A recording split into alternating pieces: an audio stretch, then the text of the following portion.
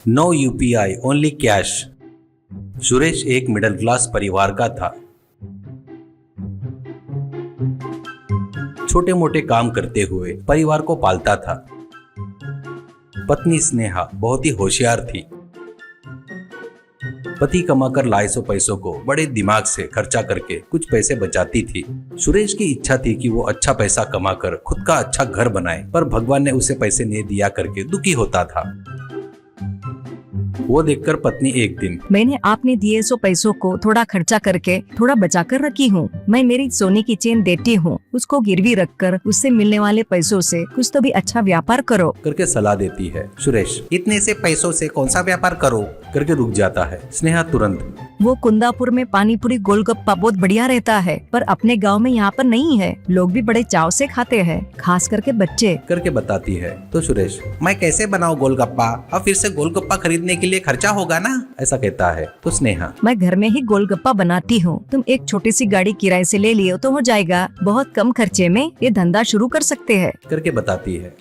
तुरंत सुरेश गाड़ी किराए से लेकर व्यापार धंधा शुरू करता है।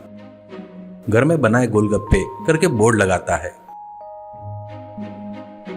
लोग आते भी है, बहुत बढ़िया टेस्ट करके तारीफ भी करते हैं। पर सुरेश के पास यूपीआई पेमेंट का सिस्टम नहीं रहने से बहुत सारे लोग पूछकर वापस जाते थे। अब तक बहुत से लोग सुरेश के पास ऑनलाइन पेमेंट नहीं है बोलकर वहां से चले जाते थे। ऐसे व्यापार में नुकसान हो रहा है देखकर तुरंत सुरेश ऑनलाइन पेमेंट रखता है। क्यूआर कोड को अपनी गाड़ी के आगे लगाता है। वो लगाने के बाद स्वाद देखना है करके सुरेश के पास आकर लोग गोलगप्पा खरीदते हैं। गोलगप्पे का धंधा अच्छा चलने से वो बहुत पैसे कमाता था,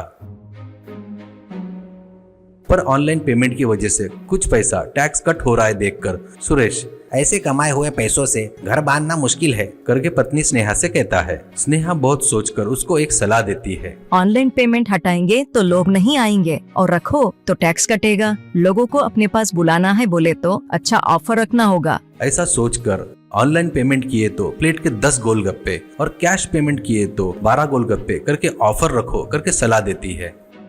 पत्नी स्नेहा ने बताए वैसे ही सुरेश ऑफर लिखकर बोर्ड लगाता है। सोचे वैसे ही लोग ऑफर देखकर सभी लोग कैश पैसा देकर गोलगप्पे खाना शुरू करते हैं। सुरेश को उसकी पत्नी ने बताया हुआ प्लान बहुत सक्सेस हुआ करके बहुत खुश होता है। पैसा बहुत कमाकर बहुत बड़ा घर बनाता है। गोलगप्पे के बिजनेस को बहुत बड़ा करता है। गांव में सभी लोग गोलगप्पे वाला सुरेश इतना बड़ा आदमी बन गया करके आश्चर्यचकित होते हैं। ऑनलाइन में टैक्स नहीं भरकर बहुत पैसा कमाया करके आपस में बात करते थे, पर गोलगप्पे बहुत टेस्टी रहने के कारण सभी लोग वहीं पर जाते थे। ऐसे ही रहते हुए सुरेश को देखकर उसी गांव में रह रहा विवेक भी गोलगप्पे का बिजनेस स्टार्ट करने की सोचता है, और सोचे वैसा ही अपना बिजनेस स्टार्ट करता है। पर गांव में सभी लोग सुरेश की आदत होने से विवेक के पास कोई भी नहीं आता था। वो टैक्स नहीं भरकर इतना कमाया, मैं ऑनलाइन पेमेंट रखकर टैक्स भरने के लिए तैयार हूँ, फिर भी मेरे पास कोई नहीं आ रहा है करके दुखी होता है।